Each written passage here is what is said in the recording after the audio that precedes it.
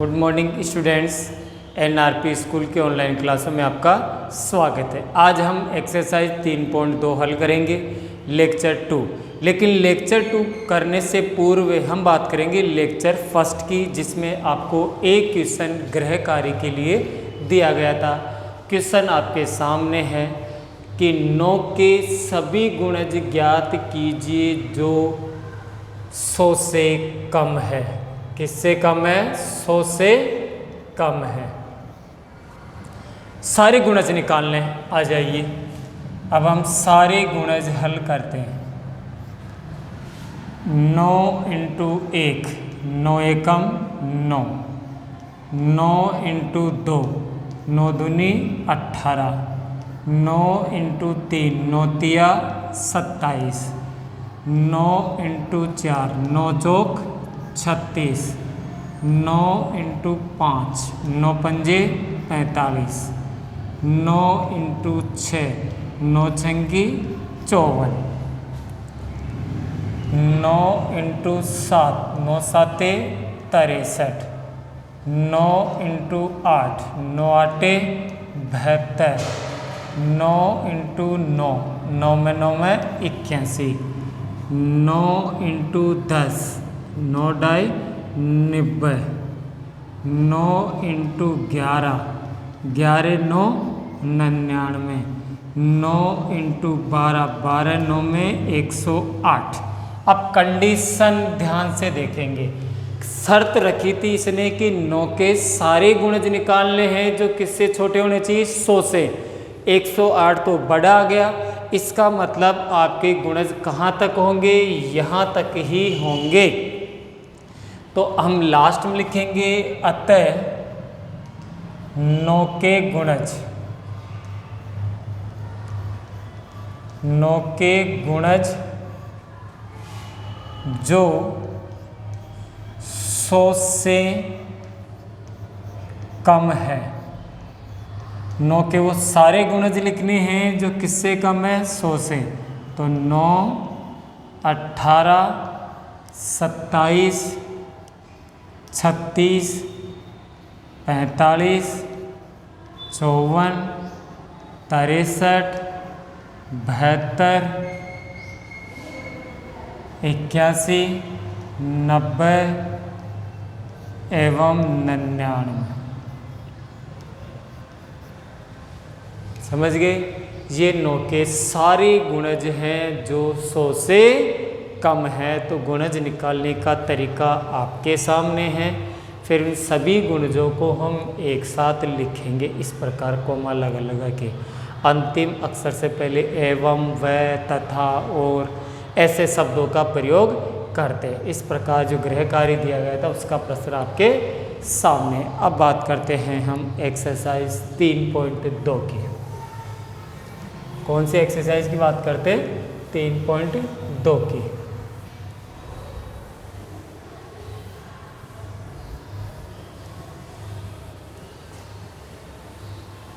हाँ जी, 3.2 करने से पहले मैं कुछ परिभाषाएं लिखवा देता हूँ। अभाज्य संख्या परिभाषा में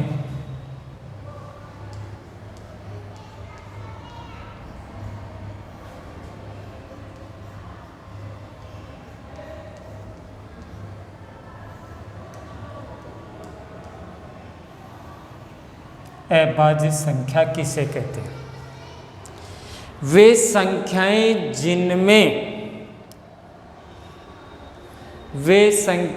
जिनमें एक और स्वयं संख्या के अतिरिक्त अन्य किसी संख्या का भाग ना जाता हो उन्हें अभाज्य संख्याएं कहते हैं। वे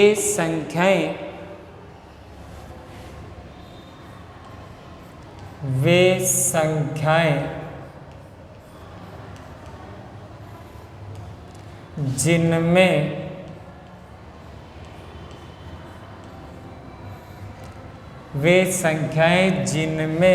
एक एवं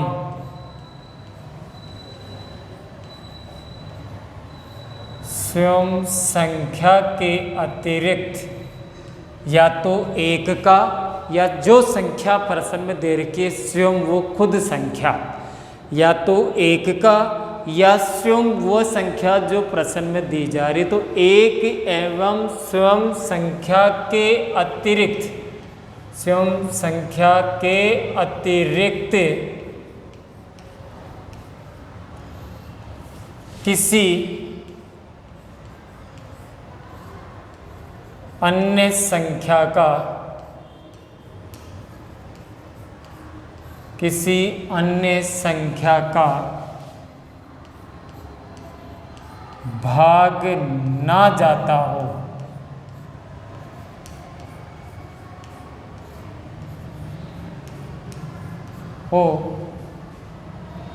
उन्हें अभाज्य संख्याएं कहते हैं, उन्हें अभाज्य संख्याएं कहते हैं,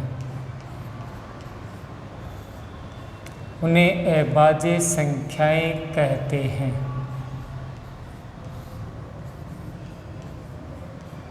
समझ में आ गई? अभाज्य, अ का मतलब नहीं, भाज्य का मतलब जिसमें भाग जाता हो, अर्थात जिसमें एक और स्वयं संख्या के अतिरिक्त किसी अन्य संख्या का भाग ना जाता हो, उन सभी संख्याओं को अभाज्य संख्याएं कहते हैं। समझ गए? अभाज्य संख्याएं वे संख्याएं जिनमें एक और स्वयं संख्या के अतिरिक्त अन्य किसी संख्या का भाग ना जाता हो, उन्हें अभाज्य संख्याएं कहते हैं। दूसरे नंबर पे आती है भाज्य। भाज्य संख्याएं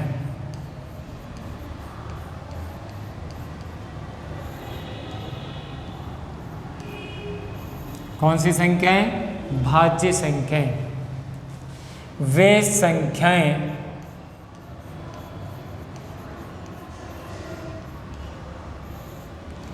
वे संख्याएं जिनमें एक और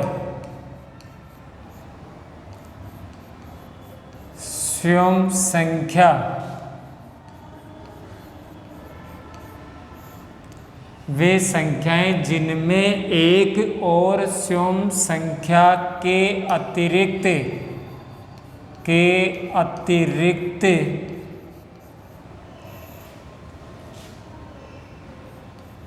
किसी अन्य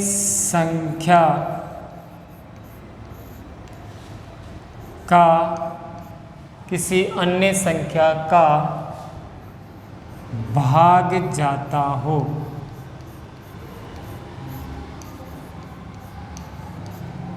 उन्हें भाज्य संख्या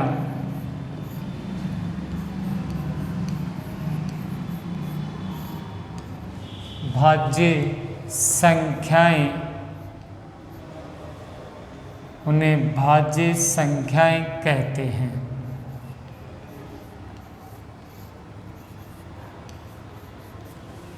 उन्हें यानी एक और स्वयं के अतिरिक्त भी किसी अन्य संख्या का भाग जाता हो, अर्थात उस संख्या का एक और स्वयं के अलावा भी और कोई गुणनखंड हो, उसे हम क्या कहते हैं? भाज्य संख्या। समझ गए? अ का मतलब नहीं, भाज्य का मतलब जाना, जिसमें भाग नहीं जाता, मतलब एक और स्वयं का, एक का भाग सभी में जाता है। एक ऐसी संख्या है जिसका भाग सभी में जाता है और स्वयं संख्या का स्वयं में भाग जाता है। तो एक और स्वयं के अलावा किसी का भाग नहीं जाता हो तो उन्हें तो अभाज्य कहते हैं, और जिन संख्याओं में एक और स्वयं के अलावा किसी अन्य संख्या का भी भाग जाता है उन्हें भाज्य संख्या कहते हैं। इसके बाद आता है सम संख्याएं।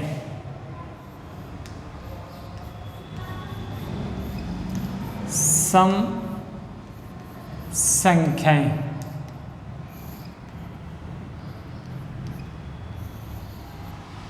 वे संख्याएं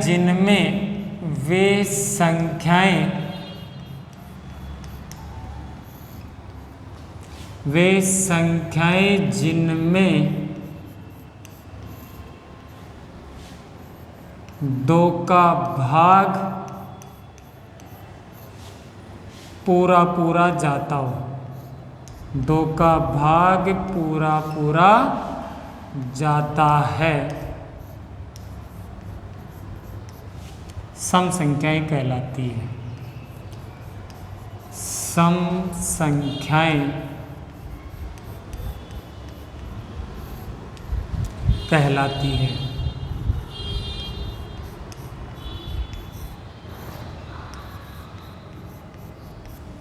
वे संख्याएं जिनमें 2 का भाग पूरा पूरा जाता है सम संख्याएं कहलाती है। चौथे नंबर पे आती है विषम संख्याएं। विषम संख्याएं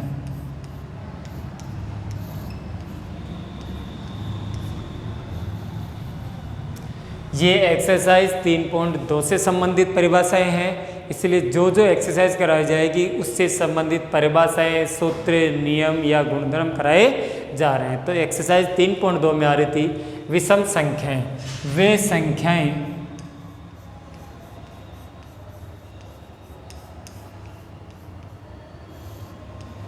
वे संख्याएं जिनमें 2 का भाग, वे संख्याएं जिनमें 2 का भाग पूरा पूरा ना जाता हो या ना जाता है, ना जाता हो, उन्हें विषम संख्याएं कहते हैं। उन्हें विषम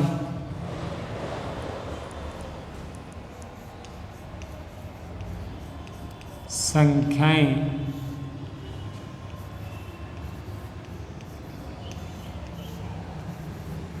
कहते हैं। हो गए सम। अब वापस 4 परिभाषाएं थी आपके पास, चारों आपको बता दी गई है। परिभाषाएं पुनः वापस शुरू कर देता हूँ एक बार। सम और विषम भी हो गई ध्यान से। अब इनके बारे में कुछ संख्याएं हैं जिनके बारे में हम नॉलेज लेते हैं। आ जाइए। अभाज्य संख्याएं वे संख्याएं जिनमें एक और सम संख्या के अतिरिक्त किसी अन्य संख्या का भाग नहीं जाता है। अर्थात जैसे अभाज्य संख्याओं को उदाहरण दे रहा हूँ मैं, 2, 3, 5, 7, 11 आदि, जिनमें या तो एक का भाग जाता है या किसी और का भाग नहीं जाता, सिर्फ स्वयं का। तो उदाहरण इनके साथ के साथ अब दे रहा हूँ। जैसे ध्यान से देखना है, उदाहरण के तौर पे 2, 3, 5, 7 आदि। भाज्य संख्याएं,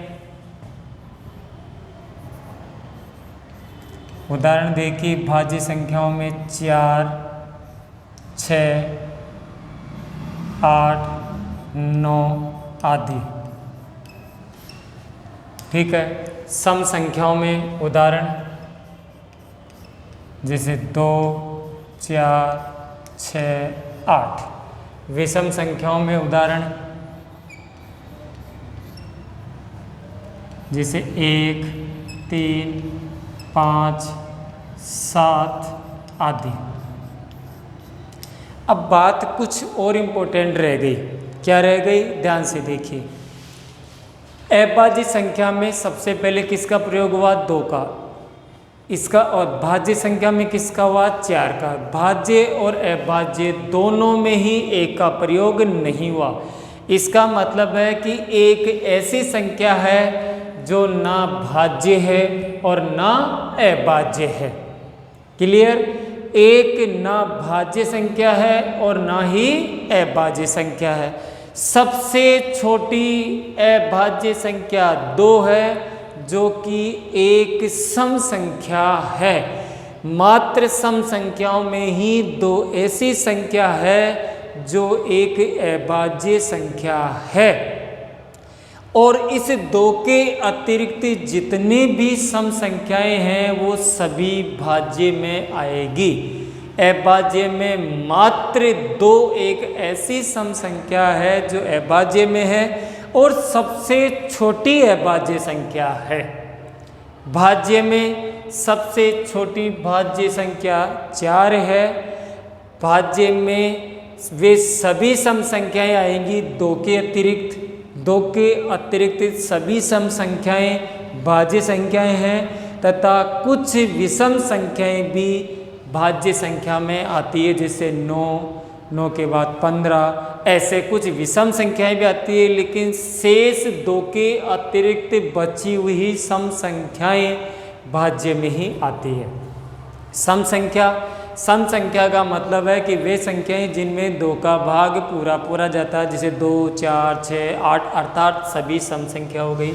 विषम संख्याएं वे हैं जिनमें 2 का भाग पूरा नहीं जाता, अर्थात 2 का भाग देने पर कुछ न कुछ शेषफल रह जाता है, वो कहलाती है विषम संख्याएं। इस प्रकार आपको ये चारों की चारों परिभाषाएं आपको एक्सरसाइज 3.2 हेडिंग डालकर आपको ये परिभाषाएं लिखनी है, याद करनी है। अब आप इसके बाद हम शुरू करते हैं एक्सरसाइज 3.2 का पहला क्वेश्चन।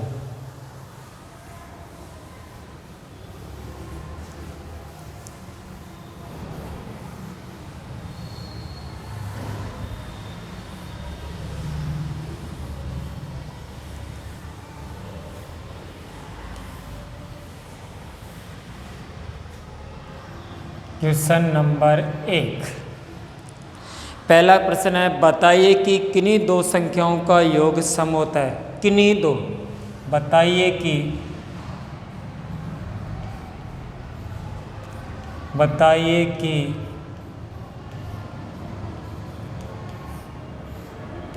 किन्हीं 2 संख्याओं का योग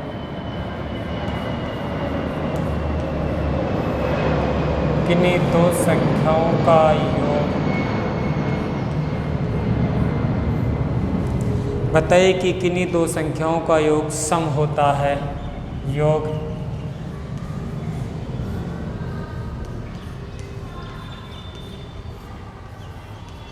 सम होता है या विषम होता है।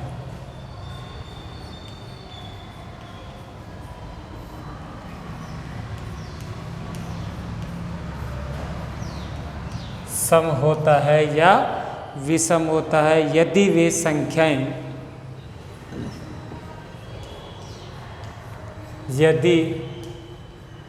संख्याएं फर्स्ट पर्सन, यदि वे संख्याएं विषम संख्याएं हो,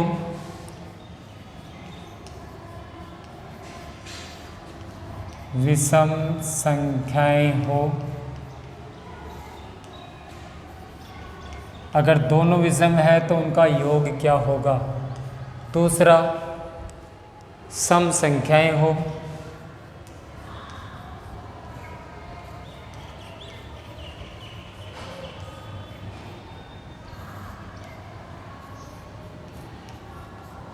ध्यान से देखना है। पहला प्रश्न,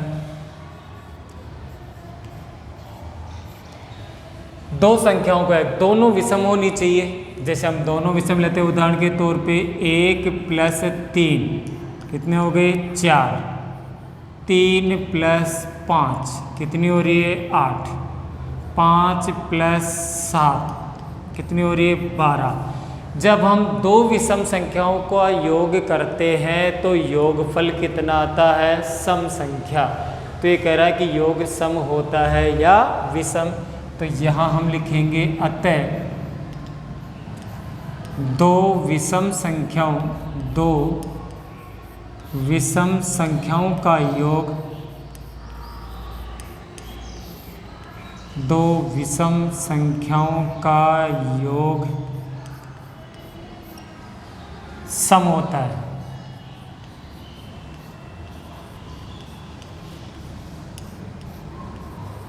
उदाहरण से समझ गए।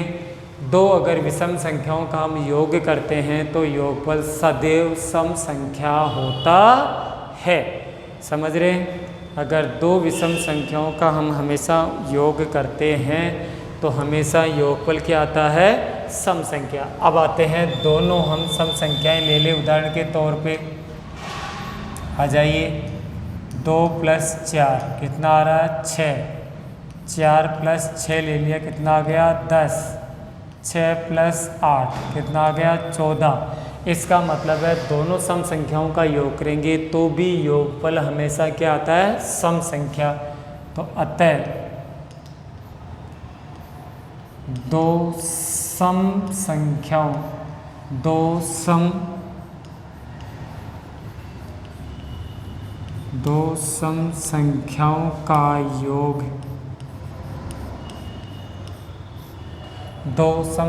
का योग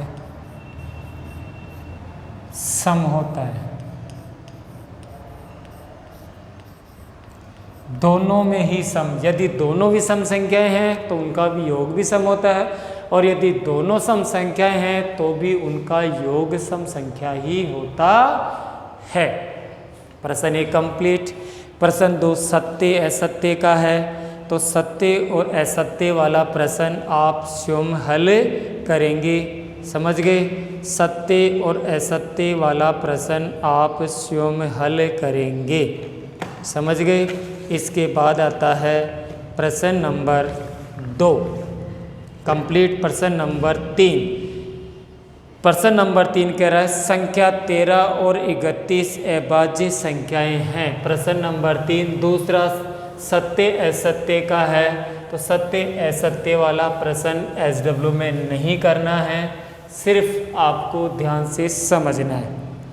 संख्या 13 और 31 क्वेश्चन नंबर 3 है।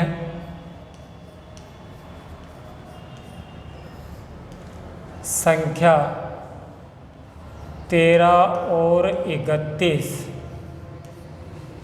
अभाज्य संख्याएं हैं।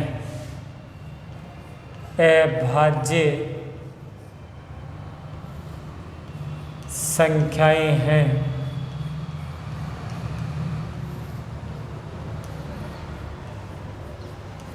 संख्या 13 और 31 अभाज्य संख्याएं हैं। इन दोनों संख्याओं में दो अंक इन दोनों संख्याओं में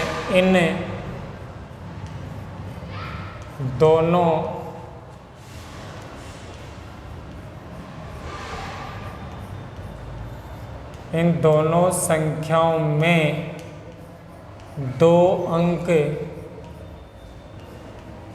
1 और 3।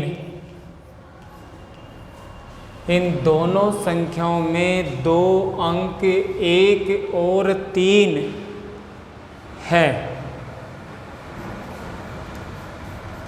1 और 3 है। प्रश्न है संख्या 13 और 31 अभाज्य संख्याएं हैं। इन दोनों संख्याओं में दो अंक 1 और 3। इधर से देखें तो भी 1 और 3, इधर से देखें तो 3 और 1, मतलब 1 और 3 कितने हैं? 2 अंक हैं। 100 तक की संख्याओं में से 100 तक की संख्याओं से कितनी संख्याओं में से 100, यानी कि आपको फिक्स कर दिया गया, निश्चित कर दिया भाई 100 से ऊपर नहीं जाना। 100 तक की संख्याओं में से मैं ऐसे 100 तक की संख्याओं में ऐसे अन्य सभी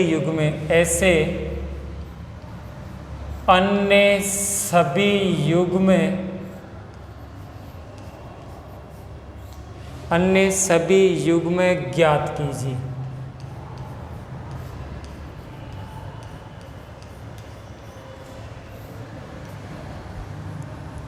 सवाल को ध्यान से देखना है।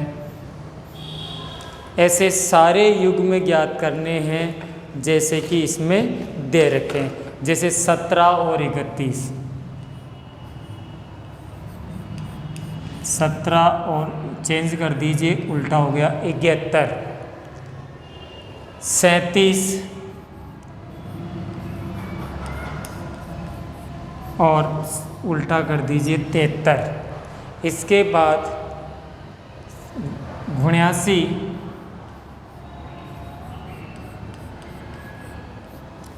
और 97, 79 और 97 ध्यान से समझने लायक है।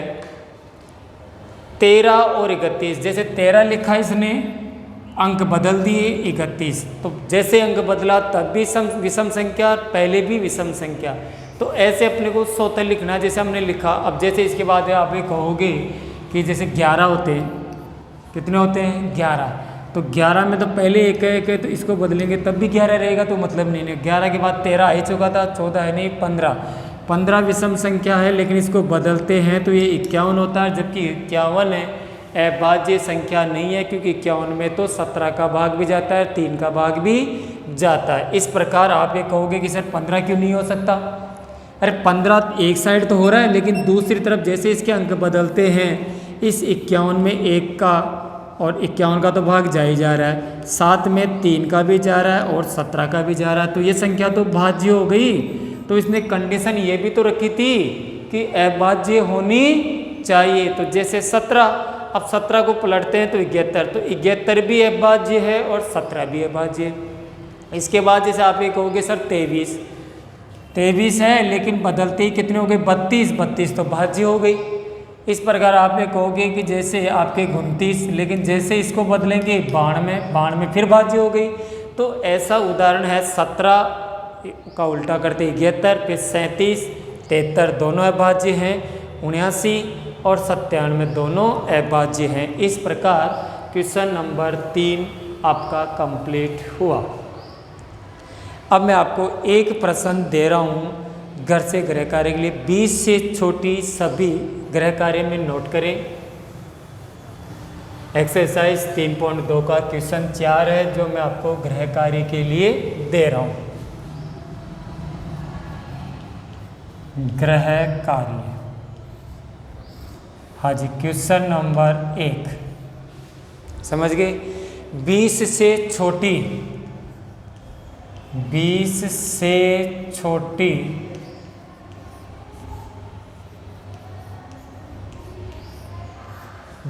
से छोटी सभी अभाज्य और भाज्य संख्याएं, 20 से छोटी सभी अभाज्य और भाज्य संख्याएं लिखिए।